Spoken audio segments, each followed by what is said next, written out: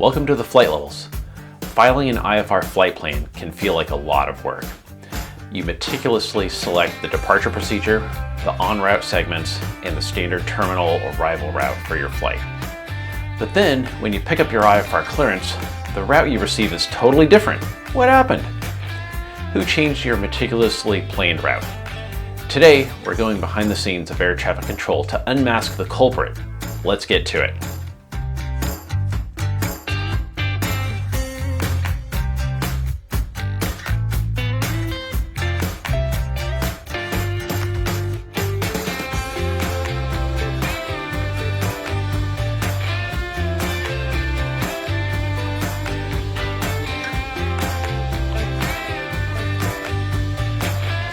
Real quick, if you're enjoying this content, please click the subscribe button right here. It really helps YouTube share my channel. With that out of the way, get your pitchforks out. I'm going to reveal the individual that often changes the routing on everyone's IFR flight plans. You're not going to believe it. The jerk you're looking for is, well, you're looking at him. That's right. If you pick up an IFR clearance anywhere inside Oakland Center, chances are I had a hand in shaping your cleared route. And there is someone just like me at each of the FAA's 20 air route traffic control centers in the lower 48 states. I work as part of a group called the Field Automation Support Team, or FAST for short. Not to be confused with the FSDO's FAST team. My FAST team is primarily responsible for maintaining the automation that air traffic controllers use. The main automation we'll cover today is the system that generates automated routes. When you file an IFR flight plan, that flight plan begins its journey as a proposed route. It's sent to the Air Route Traffic Control Center that hosts your departure airport's airspace. Even if your departure airport is within a TRACON, the center is still the primary processor of that flight plan data. The computer system at a center is called Route Automation Modernization, or ERAM for short. ERAM analyzes several aspects of your proposed flight plan: your departure airport, your aircraft type, your filed equipment, your requested altitude, and of course, your filed route. Based on how you filed, ERAM will either leave your route as is, or it will apply an automated route for the controller to issue to you. There are a couple of primary ways automated routes work. The first is if your departure and destination airports are adapted together. For example, let's say you file an IFR flight plan from Fresno, California to Stockton, California in a small propeller plane. You might file direct Modesto VOR since that's an initial approach fix for the ILS 29er right at Stockton. That seems perfectly reasonable. And in 2025, with everyone filing IFR with approved GPS navigators, it might even seem logical to file direct Stockton. But I'm sorry to disappoint you.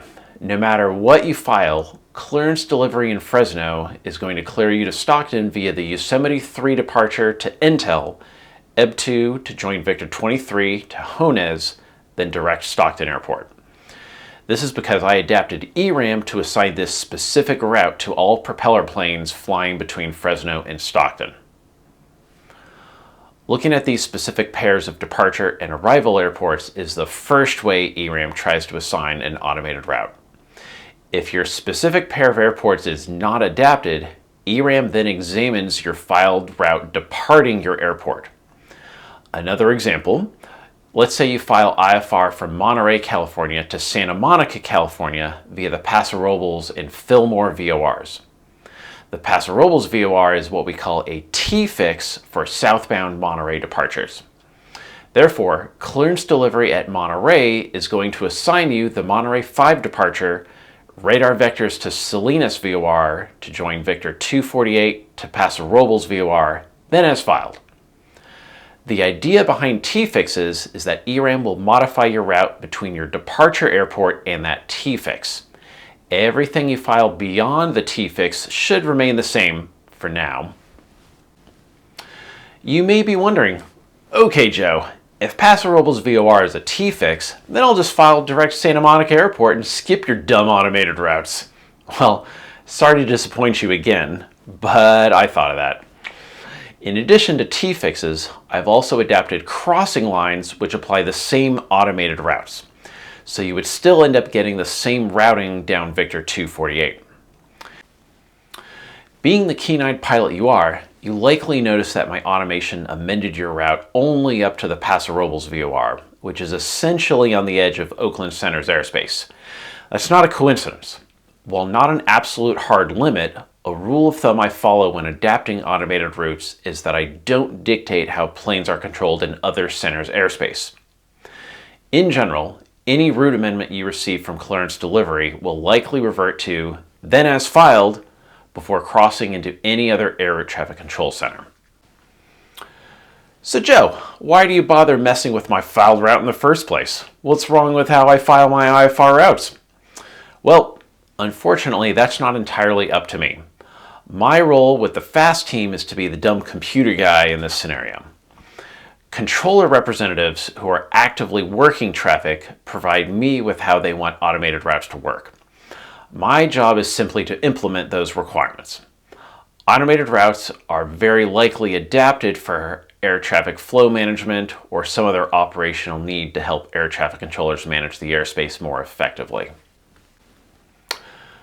The real benefit of automated routes often becomes apparent at the major Class Bravo and Charlie airports.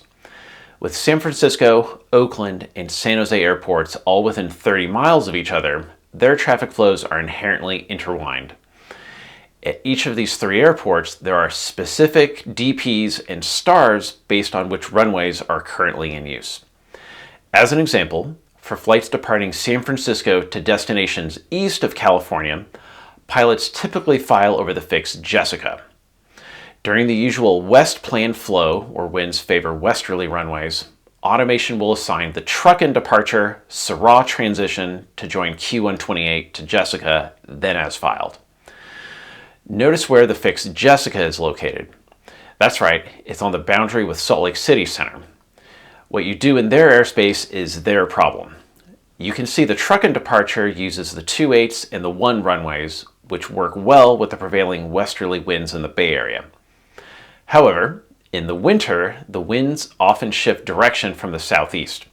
When this happens, someone runs a program in ERAM which changes which automated routes are applied.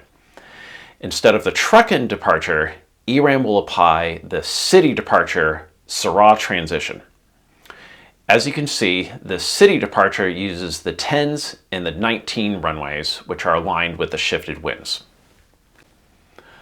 The biggest difference for applying an automated route for an arrival is that the aircraft is already in the air. Remember that rule of thumb we talked about earlier? We don't tell other centers how to control their traffic on arrivals either. It would be a significant logistical burden if, for example, the controllers at Salt Lake City Center had to constantly keep track of the runway configuration at San Francisco, Oakland, and San Jose, and therefore had to clear pilots on the appropriate stars while still far away from the Bay Area. Well, Joe, you might say, that's just 3 airports. How hard could that be? And you're right, only 3 airports would be a piece of cake, but it's not just 3 airports. Salt Lake City Center handles flights going to Chicago, New York, Miami, Denver, Dallas, Houston, and even Honolulu. Therefore, controllers are only going to apply automated arrival routing to aircraft landing within their own center's airspace. Once aircraft landing at San Francisco are handed off to Oakland Center, ERAM will alert Oakland controllers if a plane is not on the appropriate star. During standard West Plan operations, San Francisco arrivals from the east are assigned the Diamond Star. When winds shift and the controllers transition to the Southeast Plan, automated routes will apply the Always Star instead. So, when you are en route IFR, if you are not already on the appropriate arrival routing for your destination, you can generally expect a route amendment when you cross the boundary into the center which hosts your arrival airport. Today, we revealed the jerk who ruins all of your hard work filing IFR flight plans. You're welcome. We also talked about how ERAM uses your filed flight plan information to assign automated routes for both departures and arrivals. Thank you for watching. Let me know in the comments if you learned anything. Share this with any of your friends who may also want to learn techniques to be a better pilot in the National Airspace System. Make sure to subscribe to the channel and head over to flightlevels.com. Remember, don't just fly, climb to the flight levels.